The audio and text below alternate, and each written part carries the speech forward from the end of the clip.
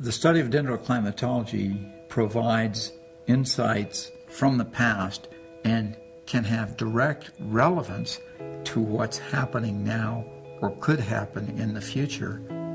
Results of dendroclimatological research can be used to look at the climate conditions during the period of occupation in any particular area, but it also can provide insights into the predictability of climate and climate patterns. The reason trees are such a valuable resource in terms of studying the past is the fact that they provide absolute time resolution.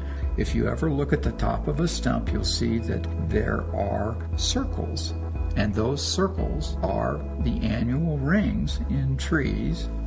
During the growing season, a ring is added at the outside. So the oldest ring is in the center and the youngest ring is at the outside. Wide ring is a reflection of good growing conditions, so the tree probably had plenty of moisture and it was not too hot. If a ring is narrow, there was not enough water and it might have been a little bit warmer. And so the tree was under what we might call a bit of drought stress. Cross-dating is the process of pattern matching of rings between trees. What you look for are ring patterns that match from tree to tree back in time, going from living trees into standing snags, into the archaeological record, and into even older remnant wood lying on the ground. Climate played a major role in the development of Puebloan culture. The communities were dependent on corn agriculture for their sustainability. During the period of early development in the Four Corners area, climatic conditions were favorable enough to allow subsistence agriculture to take hold. As time progressed, these subsistence agriculturalists expanded both in population size and into marginal areas where climate at this point was favorable enough for them to be able to actually practice agriculture. At the end of the 13th century, the tree rings clearly show a relatively long, sustained, droughty period that was certainly a major contributing factor to the abandonment of the Four Corners area.